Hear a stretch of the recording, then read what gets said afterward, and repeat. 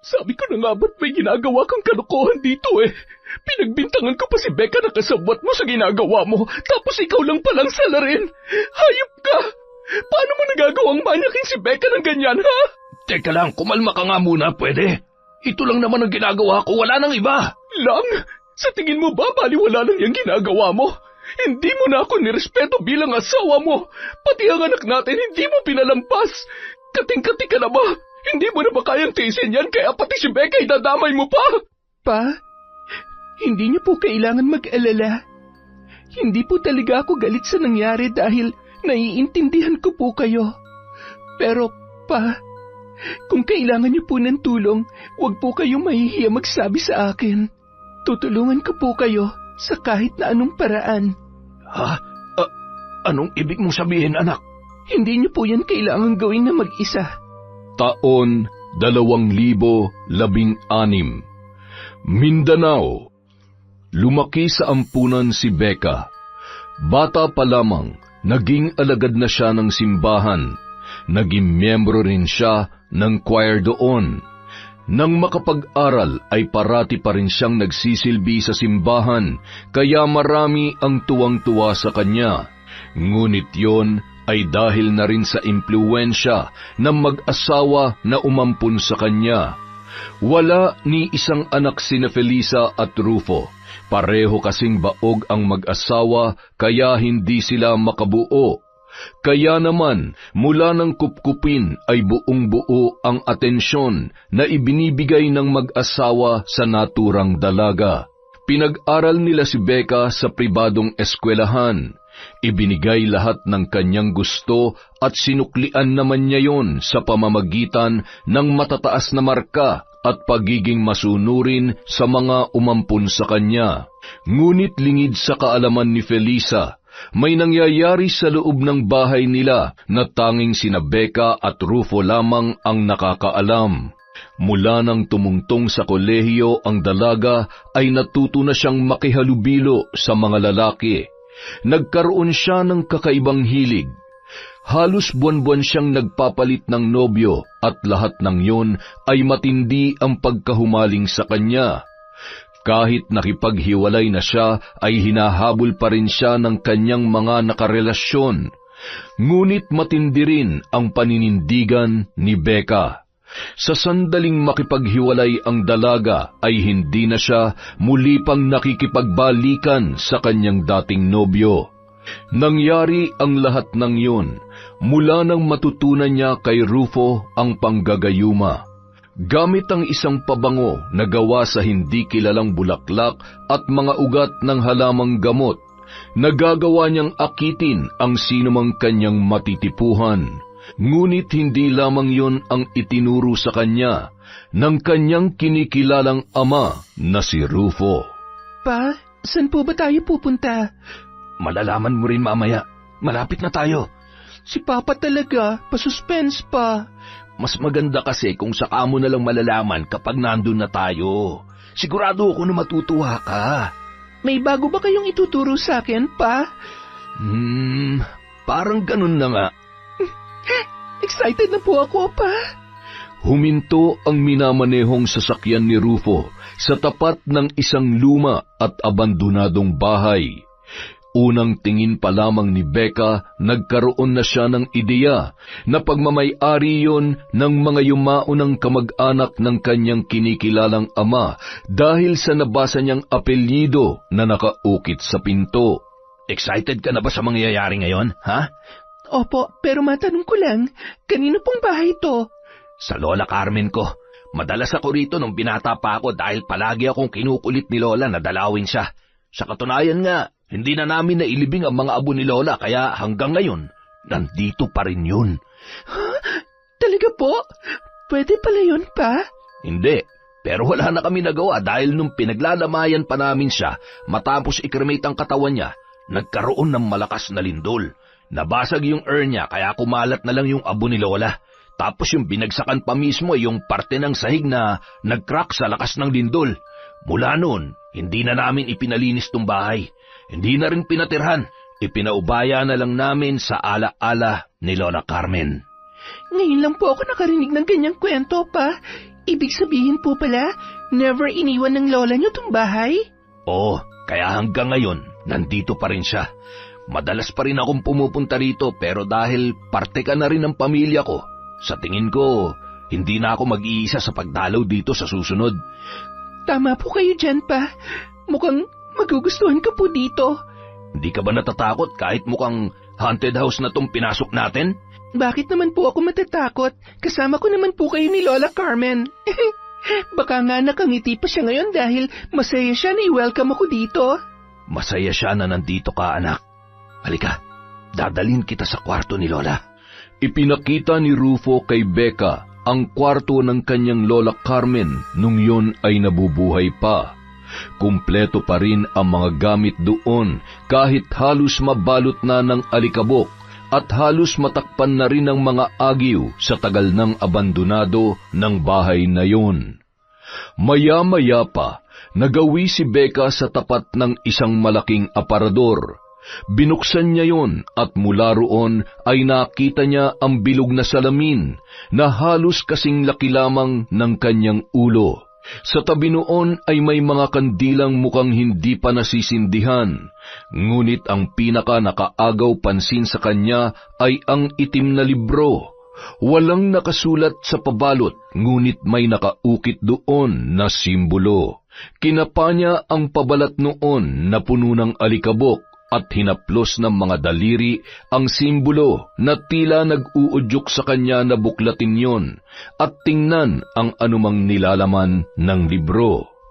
Maya-maya pa, lumapit sa kanya ang kanyang ama-amahan. Nanatili sila roon ng ilang sandali para ituro ng lalaki ang paraan ng pambabarang na natutunan niya kay Lola Carmen.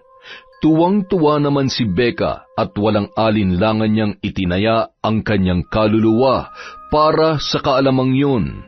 Mula ngayon, ito na ang magiging proteksyon mo. Walang sino man makakapanakit sa'yo.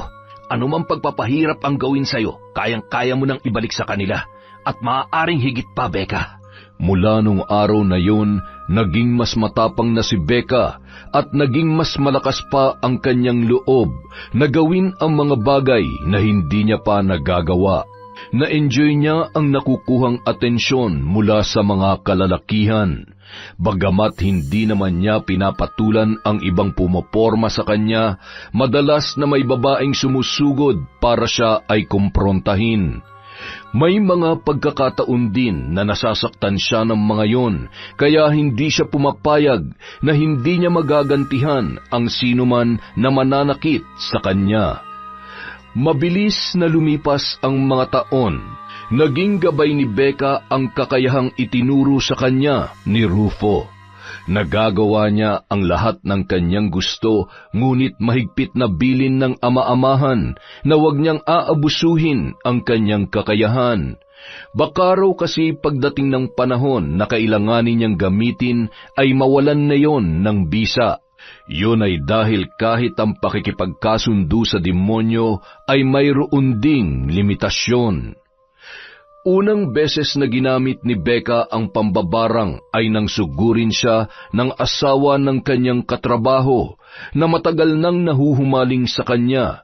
Wala siyang kaalam-alam na lihim na pala siyang kinukunan ng litrato at mga video na halos masilipan na siya sa iba't ibang anggulo. Kalalabas pa lamang niya ng kumpanyang pinapasukan nang bigla na lamang siyang sugurin ng isang babae.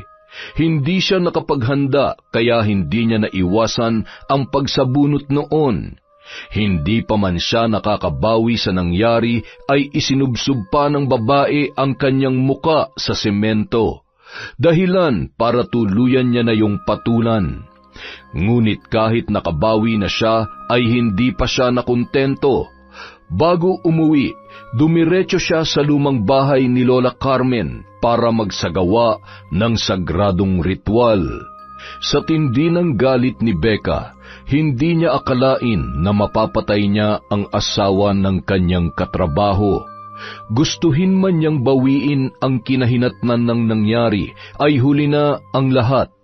Batid niyang pagagalitan siya ng amang si Rufo, kaya hindi na lamang niya binanggit ang tungkol doon. Tahimik ka yata ngayon, anak. May problema ka ba? Wala naman po, Pa. May iniisip lang po ako. Nanggaling ka sa bahay ng Lola Carmen mo. Nakita ko nagalaw ang mga gamit niya. May binarang ka ba? Po? Wala po, Pa. Hindi ko pa po nagagamit ang itinuro niyong kaalaman sa akin kahit po isang beses. Becca, anak. Alam ko kapag nagsisinungaling ka. Kaya ngayon pa lang, sabihin mo na sa akin ang totoo. Hindi naman ako magagalit. At hindi rin kita pagbabawalan na pumunta sa bahay ni Lola. Ang sa akin lang, huwag ka sana maglilihim sa akin. Maglihim ka na sa lahat, huwag lamang sa akin, anak. Paano kita magagabayan kung wala akong alam sa mga ginagawa mo? Pasensya na po kayo, Pa.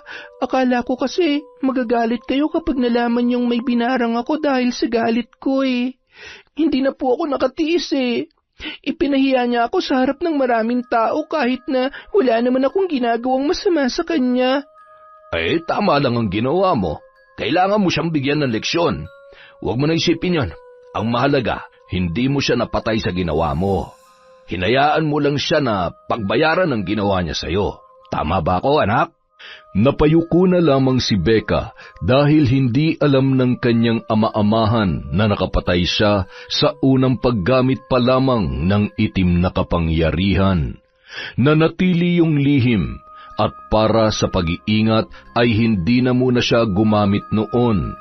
Tanging ang panggagayuma lamang ni Becca ang nagpatuloy, hanggang sa hindi inaasahan ay nabighani sa kanya ang kapatid ng kanilang alkalde. Sumali siya sa isang beauty pageant sa kanilang barangay. Nang manalo siya roon ay siya ang inilaban sa iba pang barangay. Sa patimpalak na yon, nakuha niya ang atensyon ni Emilio na isa sa nakuhang hurado. Bagamat hindi siya nanalo nang matapos ang contest ay kaagad siya nung inalok na ihahatid pa uwi. Rebecca, yun ang pangalan mo, tama? Becca na lang po, sir. Sige, kung yan ang gusto mo. Pauwi ka na ba? Ihatid na kita. Po, naku, wag na po, sir. Nakakahiya naman po sa inyo, tsaka malayo po yung lugar namin. Hindi ba mas dapat kitang ihatid? Delikado sa daan. Susunduin naman po ako ni Papa mamaya. Kung papayag kang ihatid kita, makakapagpahinga pa ang tatay mo. Huwag kang mag-alala, hindi naman ako masamang tao. Tsaka kilala mo na ako. Kapatid ako ng mayor dito. Kuya niya ako, kaya safe ka sa akin. Kung gusto mo, magpaalam ka muna sa tatay mo at sabihin mo sa kanya na ako ang kasama mo. Para kung sakaling may mangyari, alam nila kung sino hahabulin nila. Sige na nga po, sir.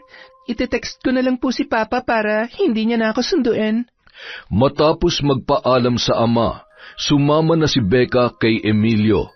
Palagay naman agad ang loob niya sa lalaki kahit na yun pa lamang ang unang beses na sila ay nagkakilala. Marami agad yung ikinuwento sa kanya. Nalaman niya na may-ari pala yun ng iba't ibang negosyo. Natuwa siya sa nalaman dahil mukhang mapapakinabangan niya ang lalaki. Kung hindi niyo po mamasamain, pwede ko po bang malaman kung bakit kayo naghiwalay ng asawa niyo? Madalas na kasi kaming hindi nagkakasundo sa mga bagay-bagay eh. Kaya, ayun, nagpasya na lang kami na maghiwalay na lang. Paano po yung mga anak ninyo? Malalaki na rin naman ang mga anak namin. Nasa Chicago sila. Doon na sila nakatira. Matagal ko na rin hindi nakakasama yung mga yon. Ibig niyong sabihin, yung asawa niyo at yung mga anak niyo, lahat po sila nasa Chicago? Oo, kaya ako lang ang nasa bahay ngayon. Kapag nakatungtong ka ron, baka hindi mo na gustuhin umuwi. Sabihan mo lang ako kung interested ka. Parang nakakahiya naman po kung basta na lamang ako pupunta sa bahay niyo. Nako, hindi ka naman basta pupunta ron. Ako mismo magsasama sa'yo at susunduin pa kita sa inyo. Sige po, kapag ka po nagkaroon ako ng panahon. Siya nga pala, huwag ka nang mangupo sa akin, pwede? Alam kong malayo ang diferensya ng edad natin, pero hindi kasi ako komportable pag nangungupo sa akin ang kausap ko eh. Ganun po ba? Ay, ganun ba? Sige, hindi na ako mangungupo mula ngayon. Yan, ganyan nga. Mas maganda yan pakinggan. Doon na nagsimulang maging malapit sa isa't isa sina Becca at Emilio. Natuwa siya dahil hindi niya na kinailangan pa na gumamit ng gayuma.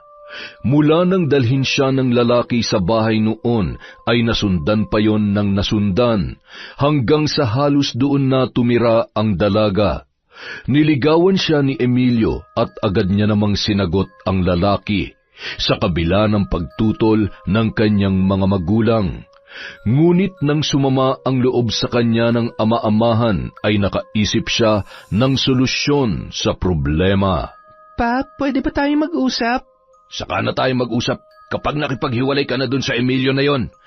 Nakipaghiwalay na po ako sa kanya. Talaga? Opo, syempre hindi ko naman po kaya na sumama ang loob niyo sa akin. Mas mahalaga ka sa akin pa. Ano naman ang sabi niya? Pumayag ba siya na basta-basta ka nalang makipaghiwalay? Baka mamaya kung ano pang gawin niya dahil sa pakikipaghiwalay mo, makapangyarihan ang pamilya nila. Hindi niya po gagawin yon. Maayos naman po kami nag-usap eh. Mabuti naman kung ganon. Basta ipangako mo sa akin na hindi ka na makikipag-ugnayan sa lalaking yon, ha? Makipagrelasyon ka na sa iba, wag lamang sa kanya. Bakit po? Magkaaway po ba kayo ni Emilio? Schoolmate ko siya noon at isa siya sa mga nambubuli sa akin. Hanggang ngayon, taglay niya pa rin ang kayabangan pinakita niya nung nag-aaral pa kami kaya kahit kailan, hindi ko siya magugustuhan para sa'yo. Doon pa lamang lubos na naunawaan ni Becca ang dahilan kung bakit ganoon na lamang kaayaw ng kanyang ama-amahan kay Emilio. Ngunit kahit alam niya na ang tungkol doon ay hindi pa rin siya nakipaghiwalay sa lalaki. Nakiusap na lamang siya na itago ang kanilang relasyon. Mukhang pabor din naman yon kay Emilio dahil ayaw noon na maging usap-usapan sila, lalo na't may balak na rin yung pumasok sa politika sa susunod na eleksyon. Mula nang sagutin ni Becca ang lalaki, tila nagbuhay reyna na rin siya sa bahay noon.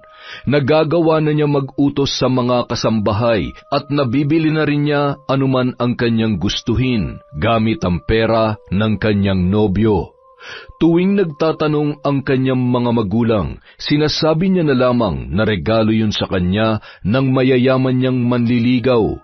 Ngunit kung nagagawa niya mapaniwala si Rufo, kabaliktaran naman ang kanyang inang si Felisa. Sabi ng tatay mo, nakipaghiwalay ka na rin kay Emilio. Opo, ma.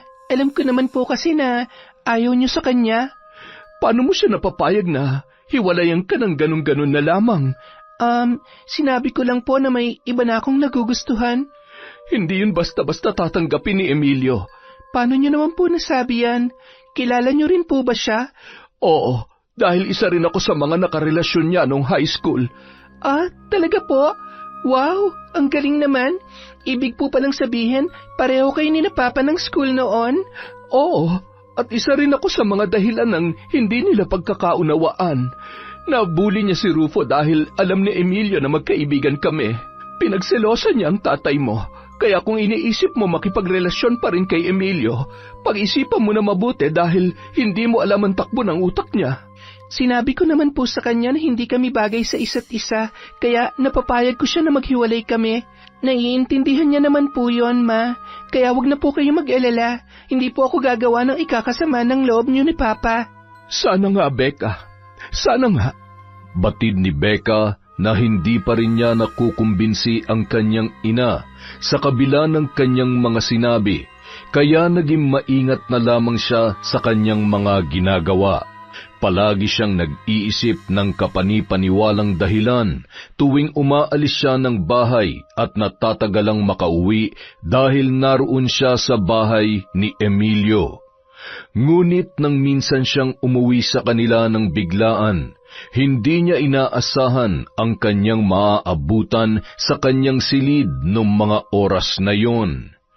Kitang-kita ng kanyang mga mata si Rufo, nakaupo sa gilid ng kanyang kama habang hawak ang isa sa mga litrato niya na kuha sa swimsuit competition sa isang pageant na kanyang sinalihan.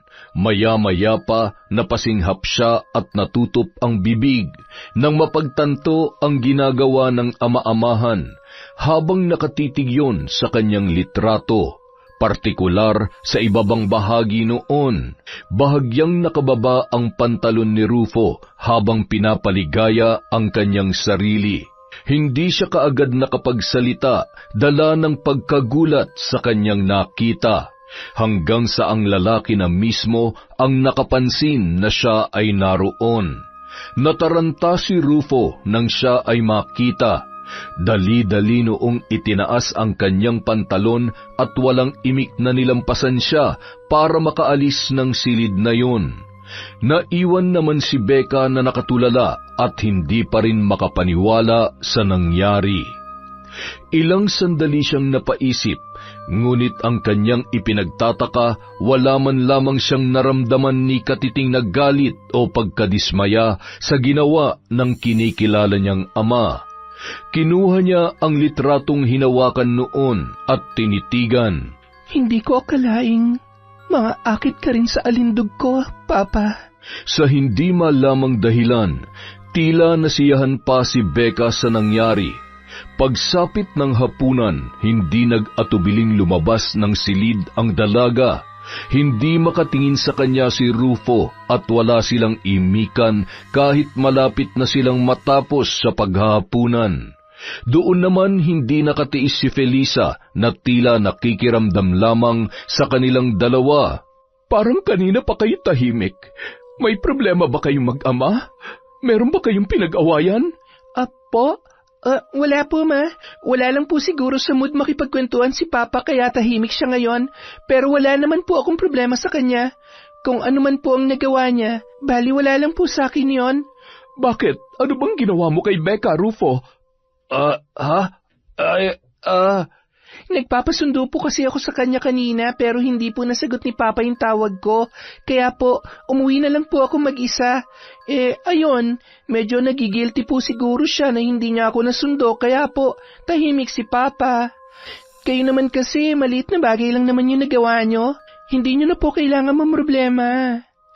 Bagamat makahulugan ang mga binitawang salita ni Becca, laking pasasalamat na lamang niya na hindi nakahalata ang kanyang inainahan.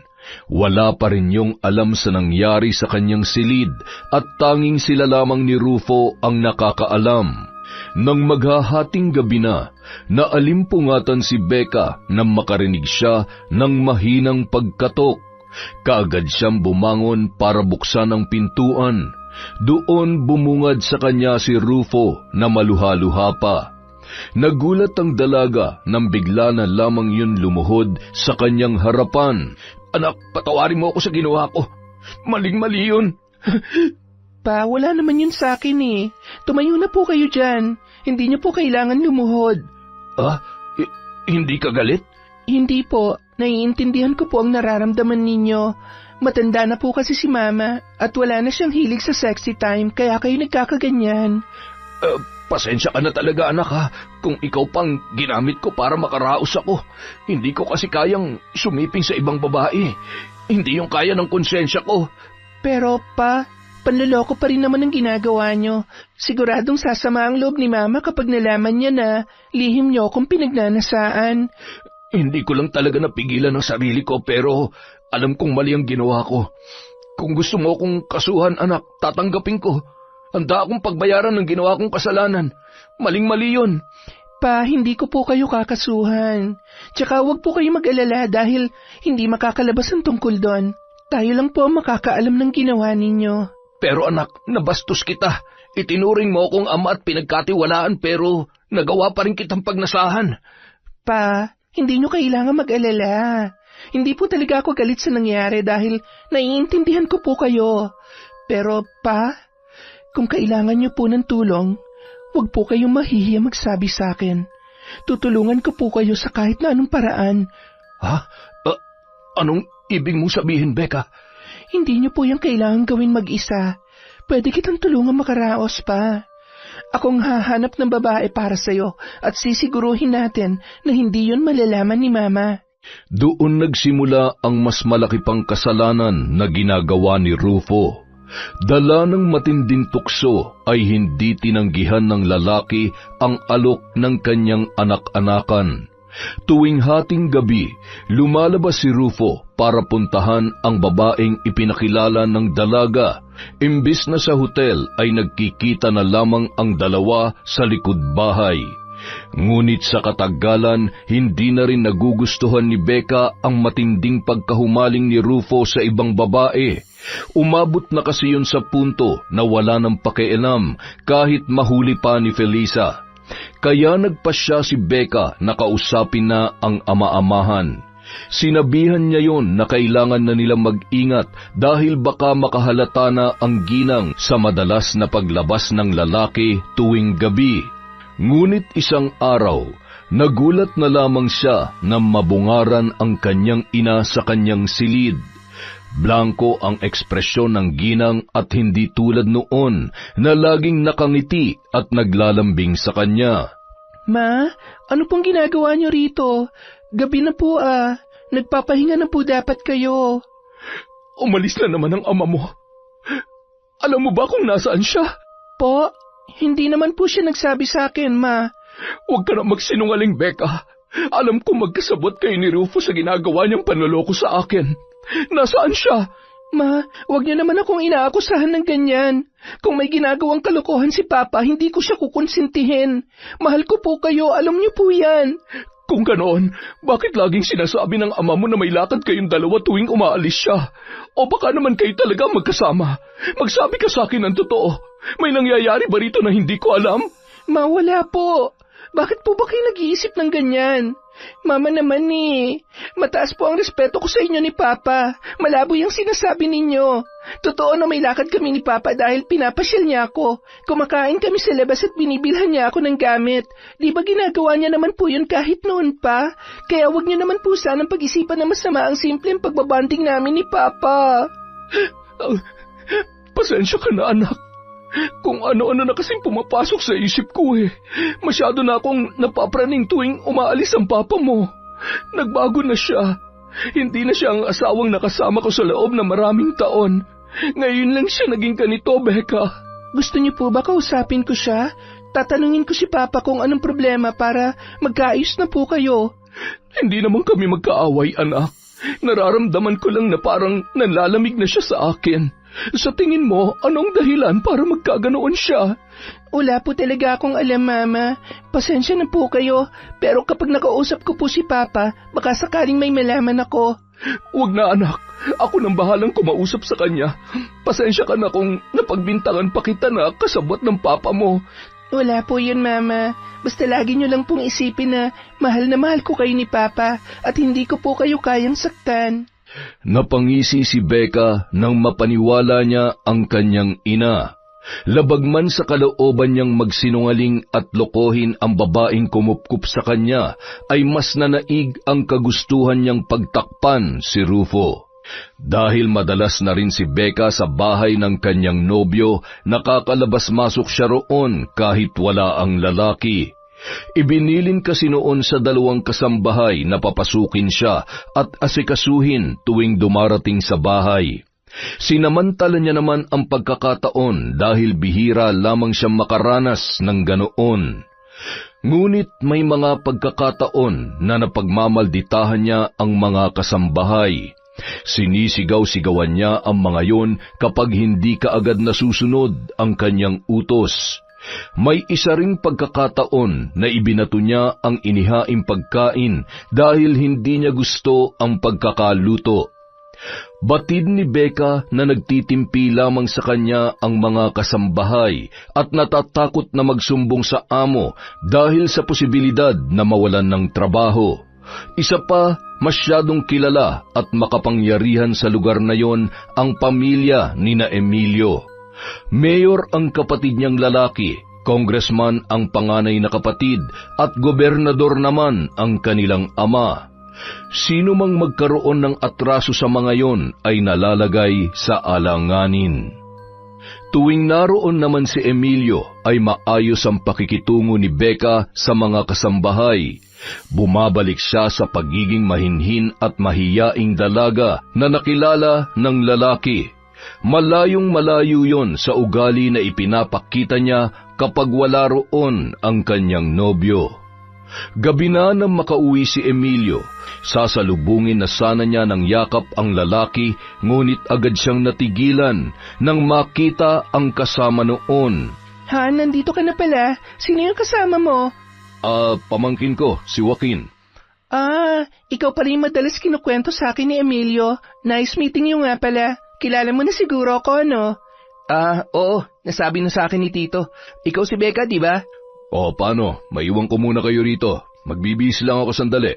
Joaquin, yung bilin ko, ha? Huwag ka mag-alala, Tito. Hindi ko yung nakakalimutan. Bilin?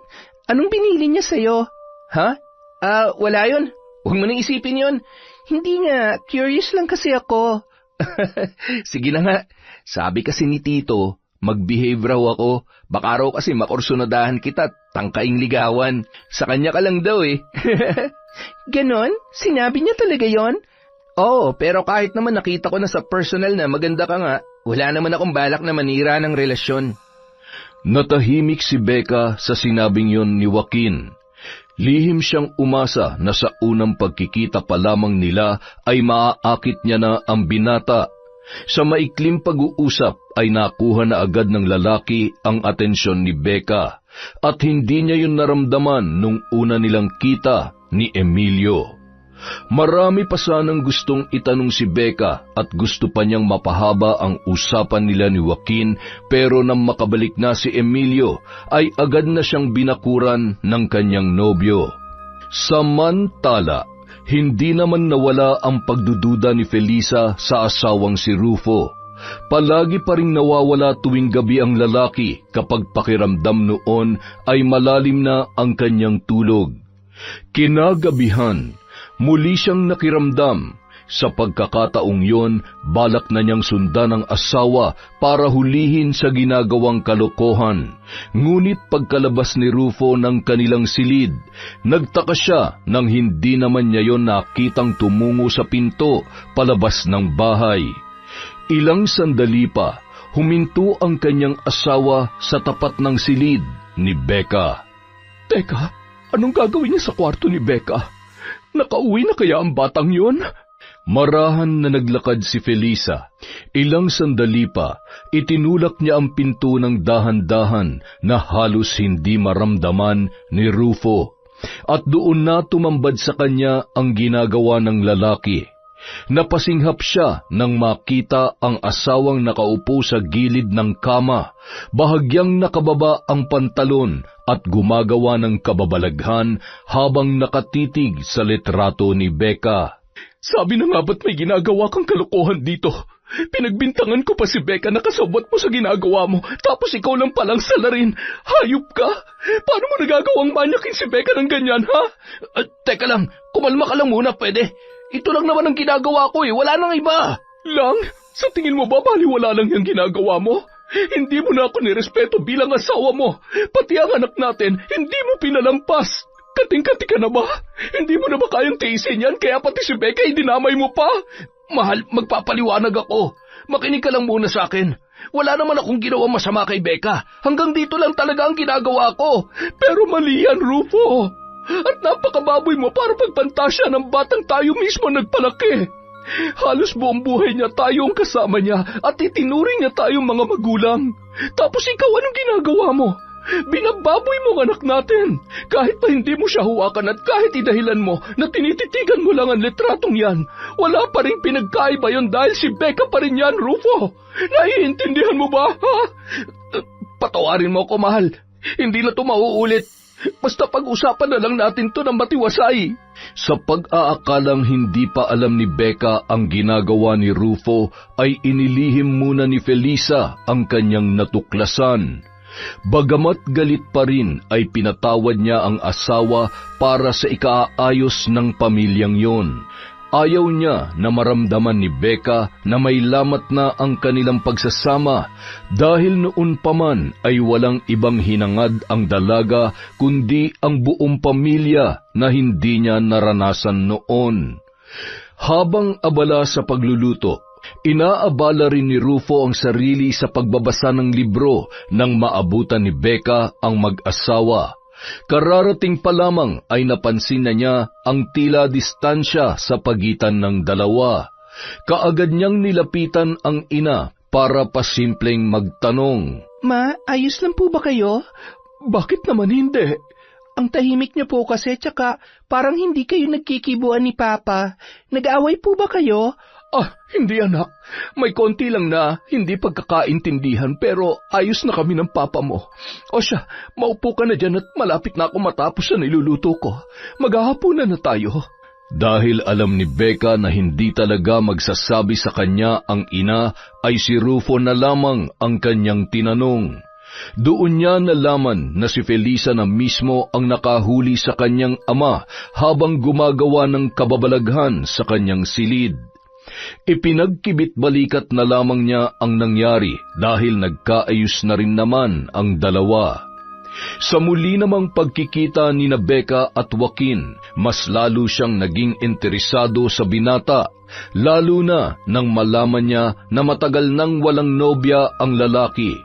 Napapadalas na rin ang pagpunta noon kina Emilio, kaya sinasadya niyang magtagal sa bahay para mas matagal din silang magkasama.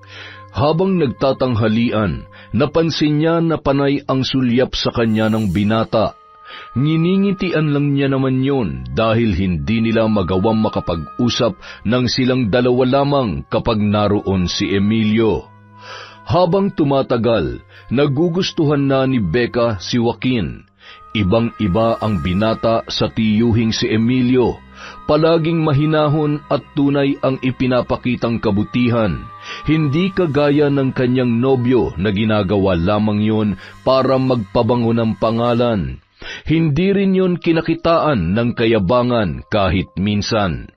Masaya naman si Becca sa relasyon nila ni Emilio pero hindi na rin niya mapigilang mapaisip kung bakit ang pakiramdam niya ay itinatago siya ng lalaki. Han? May kailangan ka ba? Wala naman. May gusto lang sana akong itanong sa'yo.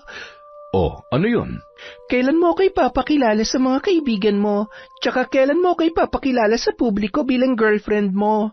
Han, hindi pa pwede ngayon. Masyado pa akong busy, tsaka nagagamit ko rin ang karisma ko sa mga tao para magustuhan nila at tumatak ang pangalan ko sa kanila.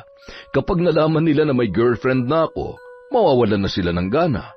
Mawawala yung kilig nila tuwing nakikita nila ako. Ay, sabagay. Pero minsan kasi, hindi ko rin mapigilan mapaisip kung ano kaya ang pakiramdam na maipakilala bilang babae na mahal ng isang Emilio Valeria. Darating din tayo dyan, Han. Sa ngayon, bubusugin na lang muna kita ng pagmamahal ko. Konti pa lang kasi nakakaalam ng tungkol sa atin. Kala ko kasi tinatago mo lang talaga ako kasi may iba ka pang babae. Babae?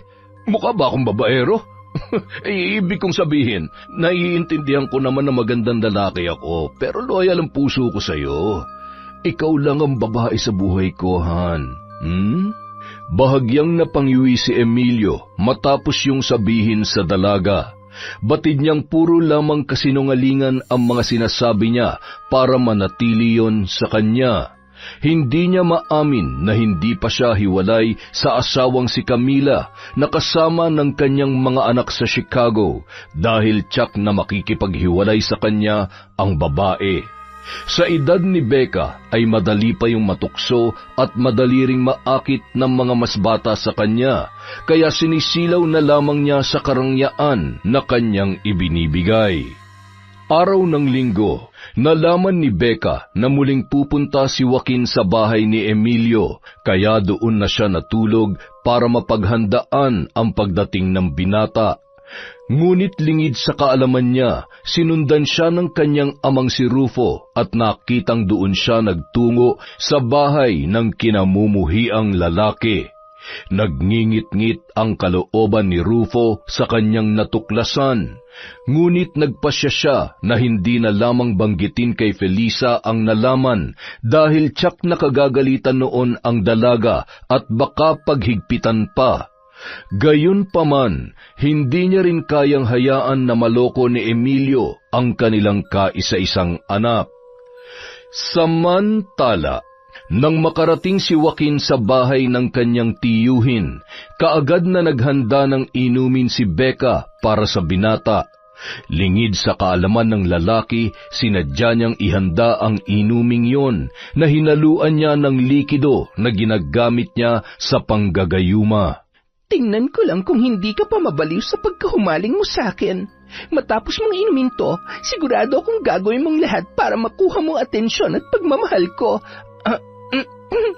Joaquin, inom ka muna. Ako nagtimpla niyan. Hinanda ko talaga yan para sa'yo. Salamat nag-abala ka pa. Pero mamaya ko na lang iinumin. Hihintayin ko muna si Tito Emilio. Habang nag-uusap ang dalawa, biglang lumapit kay Becca ang isa sa mga kasambahay para sabihin na may bisita si Emilio. Nagtaka siya dahil wala namang ibinilin sa kanya ang nobyo na may iba pang darating nung araw na yon bukod kay Joaquin. Nang bumukas ang pinto, nanlaki ang kanyang mga mata nang tumambad sa paningin niya ang amang si Rufo. Nakagat ni Becca ang pang-ibabang labi nang makita ang kanyang ama. Naging mailap ang kanyang mga mata. Nag-iisip siya ng idadahilan pero wala na siyang oras. Nahuli na siya sa akto na naroon sa bahay ni Emilio, kaya mahihirapan na siya na makalusot. Tumayo siya ng tuwid at painusenteng hinarap ang kanyang ama. Pa, pupunta pala kayo rito ngayon? Sana sinabi niyo para nakapaghanda ako para sa inyo. Hindi mo ko kailangan ipaghanda. Gusto lang kita makita, anak. Gusto niyo po ba ng kape? Magpapatimpla ako. Hindi na. Ayos na sa akin yung juice na hinanda mo para sa bisita mo. Ayos lang ba kung hihingin ko na lang yan? Uhaw na kasi ako eh. Opo, wala pong problema. Heto po, sa inyo na po ito.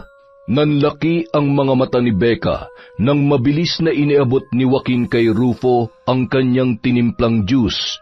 Aagawin niya sana yon pero huli na ang lahat. Napaawang ang labi ni Becca nang lagukin ng kanyang ama-amahan ang laman ng baso. Sunod-sunod siyang napalunok at pinagpawisan ng malamig dahil sa nangyari. Oh, Becca, ayos ka lang ba? Namumutla ka. Ha? Oo, ayos lang ako. Medyo mainit lang. Halos hindi makapagsalita si Becca ng mga sandaling yun dahil sa pagkabigla sa nangyari. Habang nakikipag-usap si Rufo kay Joaquin ay nakatulala na lamang siya sa mga yon. Ilang sandali pa, dumako kay Becca ang tingin ni Rufo. Doon na siya biglang kinabahan. Mabilis ang epekto ng gayumang ginamit niya para kay Joaquin, kaya bago pa man may magawang kahihiyan ang ama-amahan, ay hinablot niya na yon sa braso at hinila palabas ng bahay. Hinabol sila ni Joaquin para pigilang umalis, pero hindi niya na pinansin ang binata. Becca, bakit ka ba nagmamadali? Nag-uusap pa kami ng kaibigan mo. Hindi ko siya kaibigan. Halika na pa, umuwi na tayo. Sige, kung yan ang gusto mo. Namiss kita, Becca. Miss na kita. Bakit ba kasi hindi ka nagsabi na haalis ka pala? Tsaka anong ginagawa mo sa bahay ni Emilio, ha? Palagi ako nandun dahil boyfriend ko si Emilio, okay? Wala naman ng dahilan para itago ko pa sa inyo ang totoo. Kung gusto niyo magalit, sige, magalit na kayo dahil... Bakit naman ako magagalit sa'yo? Mahal kita, Becca. Kahit anong gawin mo, ayos lang sa akin. Hindi ako magagalit. Kung inaalala mo mama mo, akong bahala sa kanya. Biset, para ako may kausap na adik. Hindi mo ba ako namimiss, ha? Nagtanong pa talaga. Ay, nakakainis naman. Kay Joaquin dapat yun eh. Siya sana kasama ko rito at hindi si... Ayoko nito. Ha? Alin ang ayaw mo? Wala. Halika na pa. Utang na loob, umuwi na tayo. Pag-uwi sa bahay ay kaagad na iniwasan ni Becca si Rufo. Tumakbo siya patungo sa kanyang silid para hindi makausap ang lalaki. Nagkulong siya roon hanggang gabi at hindi na rin sumabay sa paghahapunan kahit ilang beses na siyang tinatawag ni Felisa. Hindi niya alam kung paano haharapin ang nangyaring kapalpakan. Imbes na si Joaquin ang mahumaling sa kanya, ay nauwi pa sa tao na ni sa panaginip ay hindi niya mapagbibigyan kahit ano pa ang mangyari. Pag tinamaan ka nga naman talaga na magaling, oo. Bakit niya ba kasi ininom yung juice? Alam niya kaya? Ay, hindi pa nga siya tinatablan ng gayuma, may amats na siya sa akin eh. Ngayon pa kaya na mababaliw siya sa presensya ko. Hindi ko na alam ang gagawin ko. Napakatanga mo, Becca. Matapos maghapunan, nakarinig ng mahihinang katok si Becca. Hindi siya nagpatinag mula sa kinahihigaan dahil batid niya kung sino ang nasa likod ng pintuan. Ngunit hindi rin tumigil ang pagkatok ni Rufo. Lihim na napamura ang dalaga. Kapag binuksan niya ang pinto, hindi niya alam kung ano ang maaaring magawa sa kanya ng lalaki.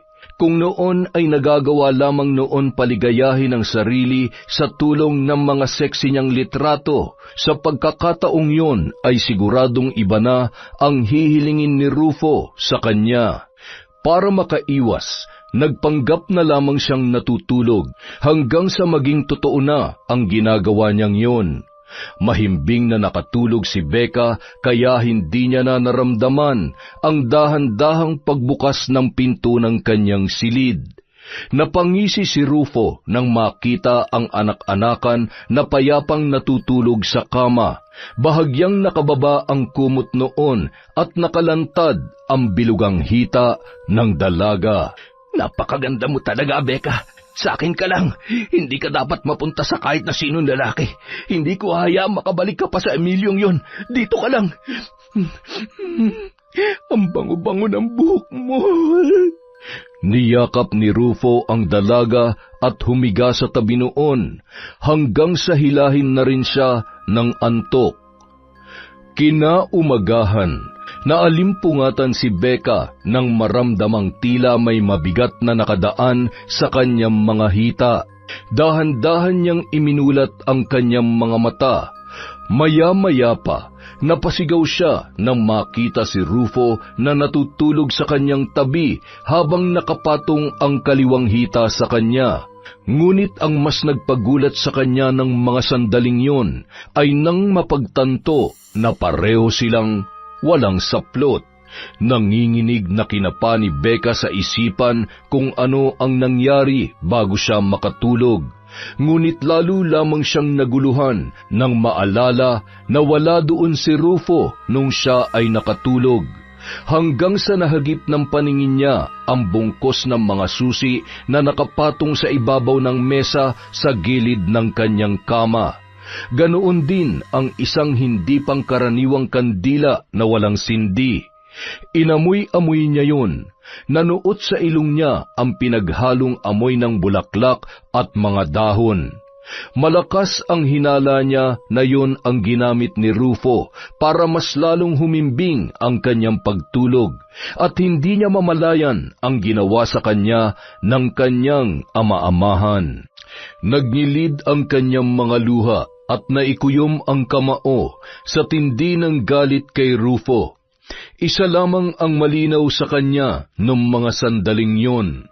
Pinagsamantalahan siya ng kinikilala niyang ama at hindi na siya ligtas pa doon. Bago pa man yun magising ay tahimik niyang inayos ang kanyang mga gamit. Maingat siyang lumabas ng silid, dala ang bag na naglalaman ng mga importante niyang kagamitan, pati na rin ang pera at mga alahas na ibinigay sa kanya ni Emilio. Aalis na ako at hindi na ako babalik sa bahay na ito. Hindi ko nagugustuhin pa makasama ang hayop na Rufong yon. Pagdating ni Becca sa bahay ni Emilio, ay kaagad na bumuhos ang kanyang mga luha. Nang maabutan doon si Joaquin. Ano nangyari? Bakit ka umiiyak? Pinalayas na ako sa amin. Wala na akong ibang matutuloyan. Kailangan mong kausapin si Tito para matulungan ka niya. Pero teka, bakit ka naman palalayasin ng mga magulang mo? Di ba nag-iisang anak ka lang nila? Hindi nila gusto mga ginagawa ko. Ayaw nila na nagpapadyant ako at ayaw pa nila akong payagan na magkaroon ng boyfriend sa edad kong ito. Ha? Matanda ka na para magdesisyon para sa sarili mo. Yun na nga eh. Pero hindi nila ako pinakikinggan. Gusto nila sila lang palagi ang masusunod dahil sila ang magulang. Kausapin mo na lang sila ulit kapag kaya mo na silang harapin. Pero sa ngayon, palamigin mo na lang muna ang sitwasyon. Kaya lang, hindi talaga ako sigurado kung papayag si Tito na dito ka na talaga titira. Bakit? May tinatago ba siya sa akin? Ha? Hindi. Hindi naman yun ang ibig kong sabihin. Madalas kasi itong pinupuntahan ng mga kakilala niya.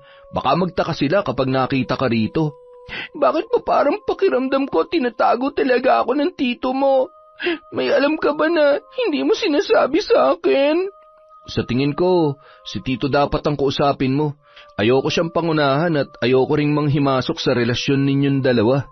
Sa sinabing yon ni Joaquin, muling nabuhay ang pagdududa ni Becca sa kanyang nobyo. Pakiramdam niya noon ay marami pa siyang hindi alam tungkol kay Emilio, kaya naman nang sila ay magkaharap, hindi niya na pinalagpas pa ang pagkakataon. Ano? Bakit ka umalis sa inyo? Hindi ko na kaya manatili pa sa bahay. Baka sa susunod hindi mo na ako makita ulit. Ibig sabihin, dito mo na planong tumira? Ganun na nga. Okay lang naman sa'yo, di ba? Wala naman sanang problema, pero madalas kasi rito mga kakilala ko eh. May mga katungkulan din sila, yung iba taga-media pa. Kapag nakita ka nila, baka magawa nila ako ng issue. Makakasira yun para sa pagtakbo ko sa darating na eleksyon. Puro eleksyon na lang ba talagang iisipin mo? Kala ko ba mahal mo ako? Mahal kita, pero pwede naman kitang bilhan na lang ng kondo para... Ayoko ng kondo! Ditong gusto ko kasama mo! Ay, pwede ba? Huwag naman matigas ang ulo mo. Binibigay ko naman ang lahat ng gusto mo, kaya huwag mo akong pahirapan, please. Paano naging mahirap yon? Pwede naman ako magtago kapag nandito yung mga kakilala mo, ha? Hindi mo kasi naiintindihan eh. Di ipaintindi mo sa akin. Ganun lang naman yun kasimple. Maliban na lang kung ikinakahiya mo ako sa mga kakilala mo o baka naman may iba ka pang babae kaya tinatago mo lang ako. Ilan ba kami, ha? Bakit ka ba nagkakaganyan? Akala ko naiintindihan mo ko kaya ang amo-amo mo sa akin. Tapos ngayon, nagdududa ka lang pala? Gusto ko lang naman na ipakilala mo ko eh. Pero sige, kung hindi pa talaga pwede, maghihintay ako. Basta hiyaan mo lang ako na manatili rito sa bahay mo, kahit 1 linggo lang bago mo ako hanapan ng malilipatan.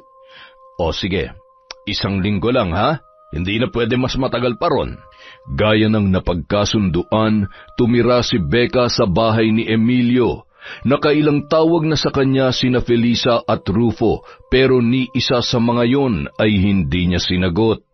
Nagbilin na rin siya sa mga kasambahay at security guard na huwag ipapaalam sa mga magulang niya na doon siya tumutuloy sakaling magawi ang mga yon. Lingid sa kanyang kaalaman, naging ugat na yon ng mas malalim pang hindi pagkakaunawaan sa pagitan ng kanyang mga magulang. Bakit ka ba nagkakaganyan? Kanina ka pa hanap ng hanap kay Becca. Wala ka ng ibang bukang bibig kundi si Becca. Ayaw nga tayo makausap ng batang yon, hindi mo ba naiintindihan? At hindi na ako magtataka kung ikaw ang dahilan ng pag-alis niya. Tumahimik ka. Mahal ko si Becca. Gusto ko siya makita at makasama.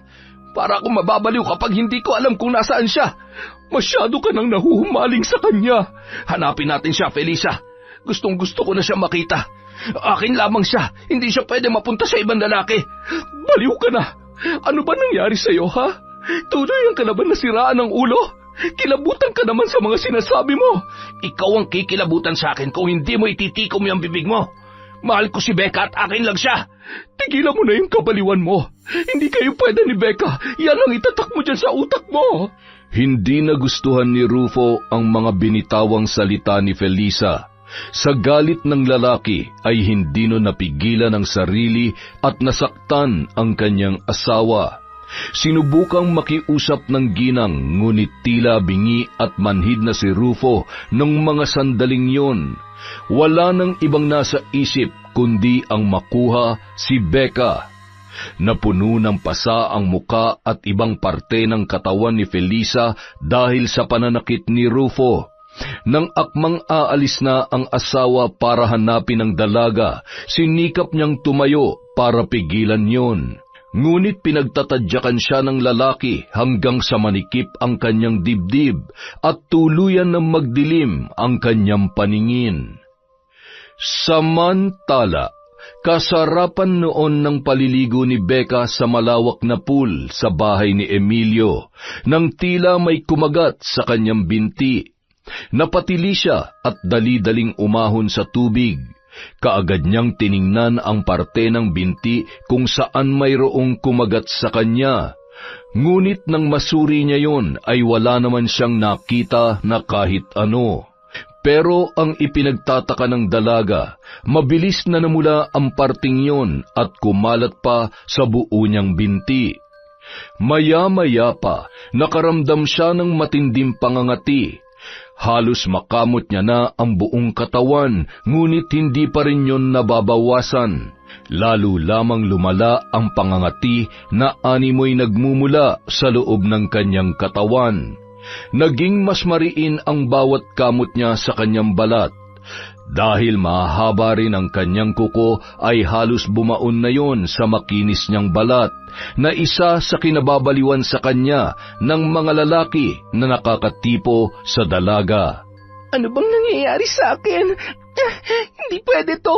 Sira na ang balat ko. Nararamdaman mo na ba ang karma ng pagiging makating babae? Napalingon si Becca sa pinagmulan ng boses. Tumambad sa kanyang paningin ang may edad na babae na nakasuot ng pulang bestida na may tatak ng mamahaling brand. Gayun din ang bag at sapatos na suot noon. Kumikislap din sa liwanag ang mga suot na alahas ng naturang babae. At sino ka naman? Kilala ba kita? Paano ka nakapasok dito, ha? Nagbilin ako sa mga katulong na wag silang tatanggap ng bisita. Huwag kang magalit sa kanila. Sinunod naman nila ang ipinag-uutos mo. Pinaglololoko mo ba ako, ha? Paano ka nakapasok kung hindi sila nagpapasok sa'yo? Simple lang ang sagot dyan. Sino nga bang nakakalabas-masok dito nang hindi na kailangang pagbuksan ng mga kasambahay? Ang may-ari, hindi ba? Sinasabi mo bang ikaw may-ari nitong bahay? Hoy, huwag kang feeling dyan. Si Emilio may-ari nito. Sa kanya lahat ng... Tama ka rin naman, pero hindi lang siya may-ari ng bahay na ito, kundi kaming dalawa. Oo nga pala, hindi mo pa ako kilala. Ako nga pala si Camila, ang nag-iisa at legal na asawa ni Emilio. Anong pakialam ko? Hiniwalayan ka na nga niya eh. Isa lang ang ibig sabihin nun, hiniwalayan ka kasi nabubulok ka na. Kesa naman sa'yo na nalalamog na. Hindi ka ba naaawa sa sarili mo? Inuuto ka lang at pinaglalaroan ng asawa ko. Hindi kami hiwalay. Kailangan ko lang samahan ng mga bata sa Chicago. Kung wala pang nakapagsabi sa akin na may ibinabahay ng kabit si Emilio, hindi pa sana ako uuwi ngayon. Hindi ako kabit. Hiwalay na kayo ni Emilio at ako na ang mahal niya. Hindi ikaw. Huwag kang ang ilusyonada. Kahit kailan, wala ka magiging karapatan sa asawa ko dahil ako lang ang legal na asawa niya. Kaya tigilan mo na yung kahibangan mo at bumalik ka na sa pinanggalingan mong malandi ka. Kahit isinampal na kay Becca ang katotohanan, hirap pa rin siyang paniwalaan yun. Ngunit maliwanag pa sa sikat ng araw na ang babaeng kaharap niya ay ang legal na asawa ni Emilio. Pinatunayan yon ng mga kasambahay at ng security guard. Para siyang basang sisiw ng kaladkarin ng gwardya palabas ng bahay, na tanging dalawang manipis na tela lamang ang saplot sa katawan. Napaluha si Becca sa nangyari sa kanya. Kahit ang mga personal niyang gamit ay hindi niya na nakuha dahil pinagpilitan ni Camila na pera nilang mag-asawa ang ipinambili ng mga yon. Akala ni Becca doon na matatapos ang kamalasan niya nung araw na yon. Ngunit habang nakatayo siya sa labas ng gate, sa pagbabaka sakaling makakauwi ng maaga si Emilio, ay may ibang sumalubong sa kanya. Becca, bakit nandito ka sa labas? Tsaka bakit may mga sugat ka? Halika, isuot mo tong jacket ko. Nanginginig ka sa lamig. Wala nang nagawa pa si Becca nang igiya siya ni Rufo sa nakahintong sasakyan. Wala na siyang mapagpipilian noong mga sandaling yun dahil nakaagaw na rin siya ng atensyon sa mga dumaraan sa parting yon ng subdivision. Inusisa siya ng ama-amahan kung ano ang nangyari, lalo na sa kanyang balat, ngunit ni isang salita ay wala siyang nasabi. Pagdating ni Becca sa bahay ay sumalubong agad sa kanya ang matinding katahimikan. Inilibot niya ang paningin doon, ngunit ni Anino ng inang si Felisa ay hindi niya nakita. Pa, nasaan si Mama? Umalis. Makikipagkita raw sa mga kumare niya. Anong oras kaya siya uuwi? Bakit ba ang nanay mo agad ang hinahanap mo ako nandito? Magbihis ka na para magamot ko yung mga sugat mo. Pero, Pa... Sundin mo na lang ang sinasabi ko. Wag na wag mo akong gagalitin kung ayaw mo matulad ka sa mama mo. Ano pong ibig niyo sabihin, Pa? Anong ginawa niyo kay Mama? Wag mo nang alamin kung gusto mo pang makatulog na mahimbing. Pero sabi niyo umalis siya. Isang salita pa mula dyan sa bibig mo. Huwag mo na siyang hanapin dahil tayong dalawa lang ang dapat na nandito. Sagabal lang siya sa ating dalawa. Kailangan kita masolo para makabuo na tayo na sarili nating pamilya. Bumuhos ang mga luha ni Becca sa sinabing yon ni Rufo. Wala na ang malambing at maunawaing ama na nagpalaki sa kanya. Para na yung estranghero sa kanyang paningin nung mga sandaling yon. Sa takot na masaktan ay patakbo siyang nagtungo sa kanyang silid at nagpasyang magkulong na lamang doon. Inilak niya ng mabuti ang pinto at hinarangan pa ng lamesa para makasiguro na hindi makakapasok ang kanyang ama-amahan. Habang nagpapalit ng damit, sumigid ang matinding kirot sa kanyang mga sugat, dala ng matinding pagkakamot. Maya-maya pa, nanlaki ang mga mata niya nang may mapansin siya sa mga sugat na tila napakabilis mamaga. Ano yung gumagalaw? Tinitigan niya yon ng mabuti. Ilang sandali pa, nagsitayuan ang kanyang mga balahibo nang unti-unting lumabas ang katawan ng maliliit na uod sa kanyang mga sugat. Kitang-kita ng kanyang mga mata ang tila pagtibok ng mga umbok sa kanyang balat dahil sa mga uod na animoy nag-uunahang makalabas sa pamamagitan ng kanyang mga sugat. Malakas siyang napatili. Pinilit niyang alisin ang mga naturang uod, kung saan-saan niya ikinuskos ang iba't ibang parte ng katawan na binahayan na ng mga yon, hanggang sa hindi niya namamalayan na lumalaki na ang mga sugat at lumalala na rin ang pamamaga. Nanghihinang napasandal sa pader si Becca habang patuloy ang pagtulo ng kanyang mga luha. Noon lamang niya naisip ang mga kasalanang kanyang nagawa. Yun na marahil ang karma niya sa pagsisinungaling. Nagsinungaling siya kay Emilio at sa kanyang mga magulang, lalong-lalo na sa napakabait niyang ina. Becca! Becca, buksan mo tong pinto! Lumabas ka dyan! Hindi! Dito lang ako! Hindi ko hayaang makalapit ka pa ulit sa akin, demonyo ka! Huwag ka na mag-inarte dyan! Alam kong gusto mo rin ako makasama. Sabik na ako sa iyo, Becca, kaya buksan mo na tong pinto! Nang hindi pa rin siya natinag, ay kinalampag na ni Rufo ang pintuan.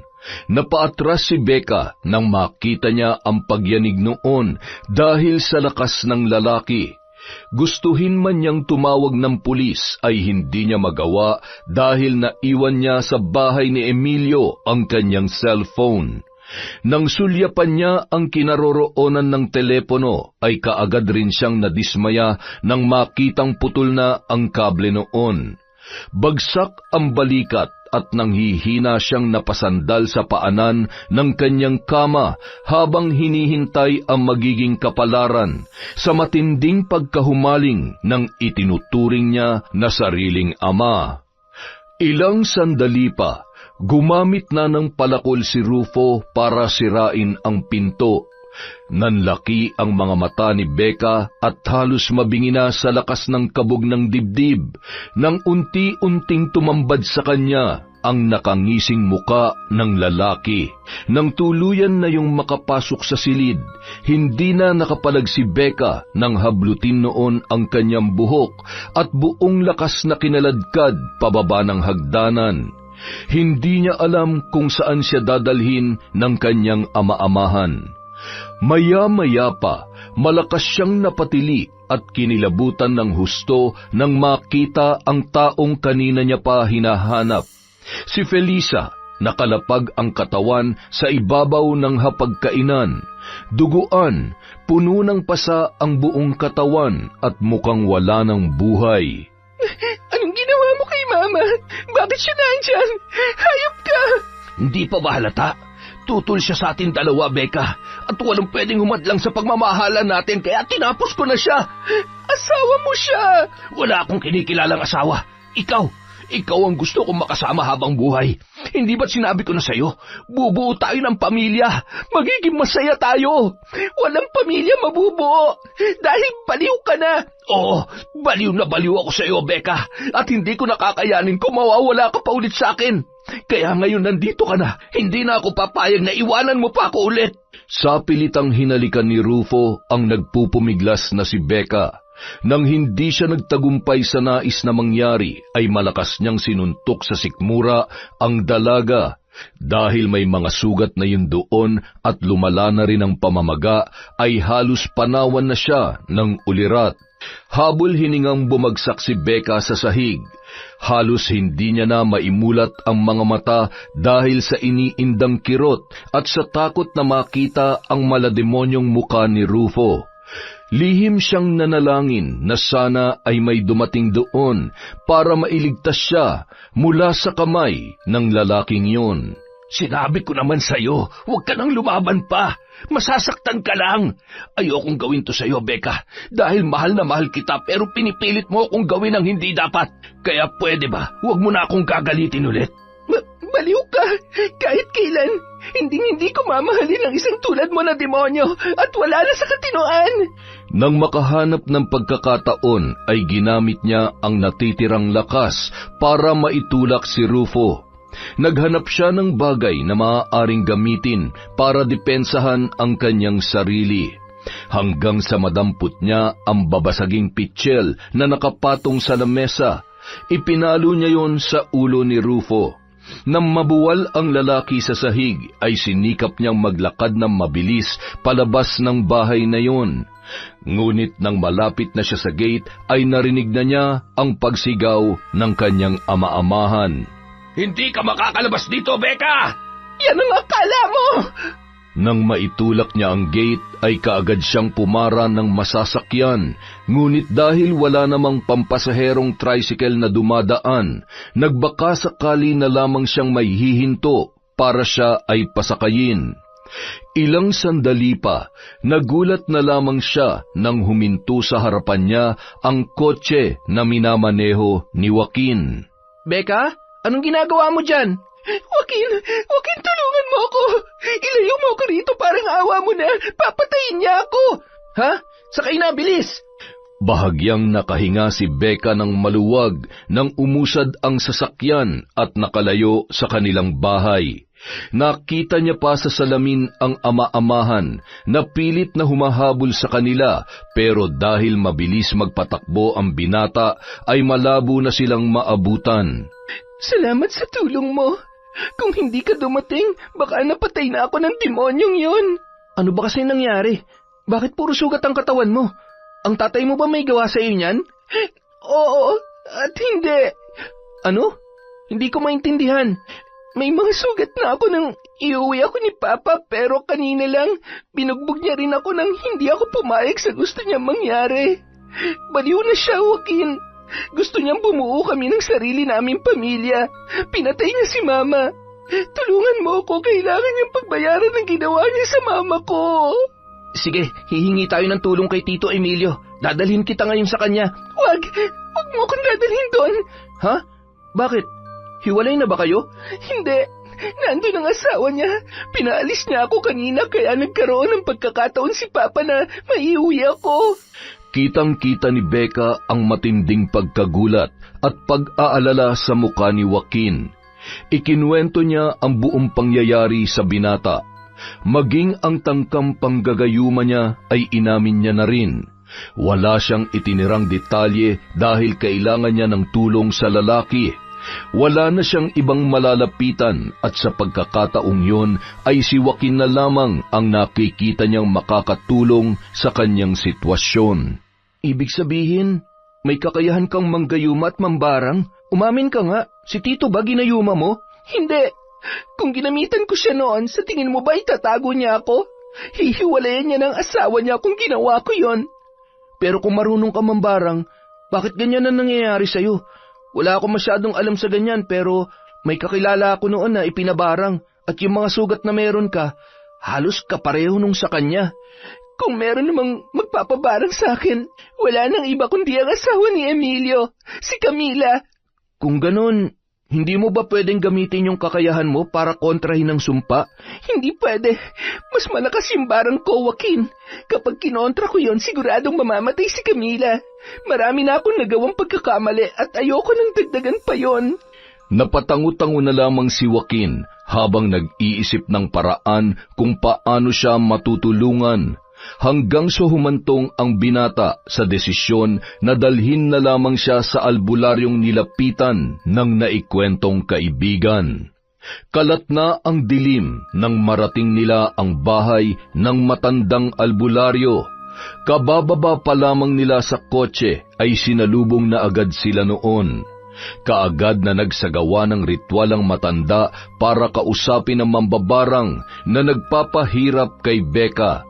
Hindi naman nahirapan ng albularyo dahil wala naman daw intensyon na nagpabarang sa kanya na tapusin ang kanyang buhay.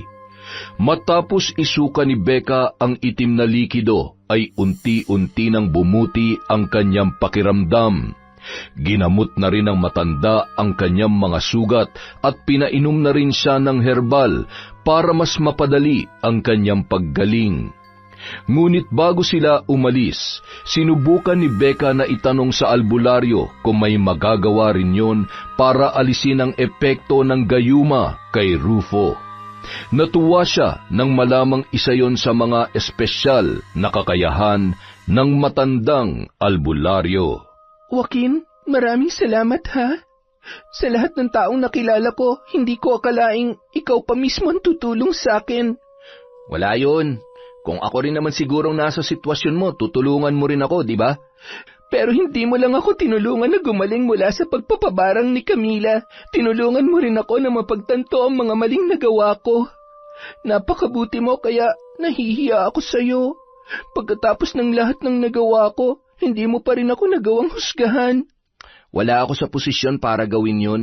Tao lang din naman ako tulad mo. At nakikita ko na may pag-asa ka pa magbago, kaya huwag mo sanang ibaba ng sobrang sarili mo. Hindi pa huli para itama ang lahat.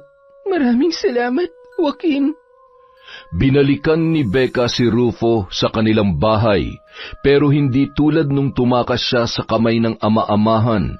Maamo na yon at walang tigil sa pag-iyak dahil sa pagkawala ng asawang si Felisa. Puno yun ng pagsisisi at pagdadalamhati dahil sa nangyari. Tumawag na sila ng mga pulis para ipadampot si Rufo, pero bago yun, buong tapang muna niyang hinarap ang lalaki. Becca, anak, patawarin mo ko. Hindi ko sinasadya. Hindi ko alam kung paano ko nagawang patayin ang mama mo, ang sarili kong asawa. Alam kong walang kapatawaran na nagawa ko, pero sana hindi mo ako kabuhian ng sobra, anak. Hindi ko kayo kayang patawarin sa ginawa niyo kay Mama. Pero gusto ko ring humingi ng tawad dahil alam ko sa sarili ko na may kasalanan din ako kaya kayo nagkaganyan. Kung natuto lang sana akong makinig sa inyo at makontento, hindi tayo hantong sa ganito, Papa. Sa dami ng kasinungalingang nagawa ko, eto tayo ngayon, puno ng pagsisisi sa nangyari. Pero kahit anong gawin natin, Pa, hindi na natin maibabalik pa ang buhay ni Mama. Hindi na natin siya makakasama at makakausap kahit kailan. Patawarin niya sana ako sa nagawa ko. Napakasama akong tao. Naging masama rin ako. At sa tingin ko, napagbayaran ko na yon. Kaya ngayon, oras na para ikaw naman ang humarap sa mga nagawa mong kasalanan, Papa. Tinuyo ni Joaquin ang pisngi ni Becca na basang-basa ng luha dahil sa pag-uusap nilang mag-ama. Nakaalis na ang mobil, sakay si Rufo na buong pagkukusa ng isinuko ang sarili dahil sa nagawang krimen. Ano ng plano mo ngayon? Aasikasuhin ko ang burol ni Mama. Kapag nailibing na siya, haharapin ko naman si Camila. Gusto kong personal na humingi ng tawad sa kanya. Kailangan mo pa ba talagang gawin yon? Oo, Joaquin. Kahit na niloko ko ni Emilio at pinaniwalang hiwalay na sila, malaking kasalanan pa rin na nakiapid ako. Ay, ikaw ang bahala, pero sasamahan kita. Hindi kita hayaang humarap na mag-isa kay Tita Camila. Gaya ng plano ni Becca, matapos ang libing ay nagtungo na siya sa bahay ni Emilio. Paalis na raw noon si Camila para bumalik sa Chicago, kaya humingi siya ng kaunting oras bago ang biyahe ng ginang patungo sa airport. May mukha ka pa palang maihaharap matapos ang kalandian nyo ng asawa ko. Ma'am, hindi po ako nandito para makipag-away sa inyo. Nandito po ako para humingi ng tawad sa nagawa kong pakikiapid kay Emilio at sa mga masasakit na salitang nasabi ko sa inyo. Totoo po na wala akong alam sa tunay na estado ng relasyon nyo dahil ang sabi sa akin ni Emilio, hiwalay na kayo. Aaminin ko po, natukso ko at nasilaw sa karangyaan na pwede niyang ibigay sa akin, kaya naging bulag at bingi ako. Hay, ayoko ng drama. Pinagbayaran mo na ang ginawa mo kaya tapusin na natin to rito. Pero sana, malinaw rin sa'yo na hindi ka na pwedeng bumalik pa sa bahay na ito. Ibinigay ko na kay Joaquin ang mga naiwan mong gamit. Kunin mo na lamang sa kanya. Salamat po, ma'am. Mag-iingat po kayo sa flight nyo. Tila nabunutan ng tinik si Becca sa naging pag-uusap nilang yon ni Camila. Mas magaan na ang pakiramdam niya dahil nakahingi na siya ng tawad. Hindi na niya hinarap pa si Emilio dahil nagtago na rin ang lalaki. Kinalimutan na lamang niya ang anumang namagitan sa kanila. Ibinalik niya ang mga regalo ng lalaki para wala na siyang utang na loob doon. Samantala, dahil walang ibang anak sina Rufo at Felisa, kay Becca na iwan ang ipon ng mag-asawa, pati na rin ang bahay at sasakyan. Ngunit kahit alam niyang pinagbabayaran na ni Rufo ang ginawa sa kanyang ina, puno pa rin siya ng pagsisisi dahil hindi man lamang niya nagawang humingi ng tawad bago nawala si Felisa. Kaya para makabawi, halos araw-araw niyang dinadalaw ang puntod ng ginang. Sigurado ako na napatawad ka na ng nanay mo. Hindi mo na kailangan dalhin pa ang bigat na nararamdaman mo, Becca. Palayain mo na rin ang sarili mo sa nangyari. Sigurado ko mas matutuwa siya kapag nakita niyang masaya ka kasabay ng pagbabago mo. Ang hirap kasing kalimutan, Joaquin. Wala man lamang ako nagawa para kay Mama. Samantalang siya, nagawa na niyang lahat ng sakripisyo para sa akin. Laging kapakanan ko ang iniisip niya. Imbis na ako ang humingi ng tawad, siya pa ang gumawa nun kasi akala niya napakabuti ko talagang anak. Pero yung anak na mahal niya, isang napakalaking sinungaling at naging kabit pa. Napagbayaran mo ng lahat ng yon kaya tama na. Hindi ka makakausad kung hindi mo rin magagawang patawarin ang sarili mo. Marami pang pagkakataon para patunayan na marami ka pang kayang gawin at kayang-kaya mo pang bumawi para tabunan ng lahat ng maling nagawa mo, Becca. Nagpasya si Becca na magbalik loob. Muli siyang naglingkod sa simbahan at mas pinatibay ang kanyang pananampalataya para makaiwas sa mga tukso. Si Joaquin naman ay nanatili niyang kaibigan. Hindi siya iniwan ng binata at sinuportahan siya sa kanyang pagbabago. Kung noon ay gustong-gusto niyang makuha ang atensyon ng binata, sa pagkakataong yon ay mas hangad niya na tumibay ang kanilang pagkakaibigan. Hindi na rin niya muli pang ginamit ang kakayahang natutunan sa kanyang ama-amahan. Ibinaon niya na yun sa limot kasama na masamang alaala ng kanyang nakaraan. Hindi nagtagal, Tuluyan nang nakausad si Becca sa nangyari. Nagkaroon na rin siya ng lakas ng loob na dalawin sa kulungan si Rufo para kumustahin ang kalagayan ng taong minsang naging mabuting ama para sa kanya. Nagawa niya na rin yung patawarin. Bagamat malabo na silang magkasamang muli, ay ipinagdasal na lamang niya ang mabuting kalagayan ni Rufo sa kabila ng kawalan ng kalayaan. Sa paraang yun, napalaya na rin niya ang kanyang sarili. Yon! Isa na naman pong malupit na kwento mula sa Kwentong Enteng. Dahil dyan, meron tayong shout out! Simulan po natin kay Maylin Balasbas. Hello po kay Cleo Abalos, kay Darwin Kawa. Shout out kay Betty Velasco, kay Jem Garcia, kay Diano Go of Puerto Princesa, Palawan. Hi po kay Luz Viminda Rapas at mga taga-Caloocan. Hello po sa inyo, mabuhay po kayo dyan. Hello po kay Ate Jem Vlog, kay Kim Bara, kay Jerlyn Arbado, kay Liza Agodo, kay Evelyn Resuma, kay Corazon Kakalda, kay Pretty Mixed Yasmin. Hello po kay Kyle Cruz, kay Mercy Aninyon, kay Leslie Martinez, kay Joel Marasigan, Jesus Alegre, Betty Velasco, Chantal Bell, Scarlett Sky Maniego. Hello po kay Boss Kimpoy Feliciano, kay Noemi Garcia Pabunan, kay Hayashi Megan. Shout out kay Emma Dumato, kay Sel Pingaw. Hi kay Tita Serrano, kay Jeanette Jacinto, kay Gina Noble, kay Annalie J. Shout out po kay Yvonne Despi, kay Yolanda Asoke, kay Zilpa Hara Raikart. Hi kay Christine Olasiman, kay Vilma Bautista, kay Catherine Samonte, Red Gaspar. Hi din po kay Lilia Florendo, Rosemary Jimenez, at Ching Guanzon, Mikay, Janice Agan, kay Zoe Seban, kay Grace Noses of Ascenso, Osamis City, from Zoe Agan. Hi din po kay Rosalyn Gumok, kay Jocelyn Murilla. Shout out kay Feber Ranyada, kay Janice Delphine Ramirez, kay Romela Terrado from Hobby Marcos, Balingasa.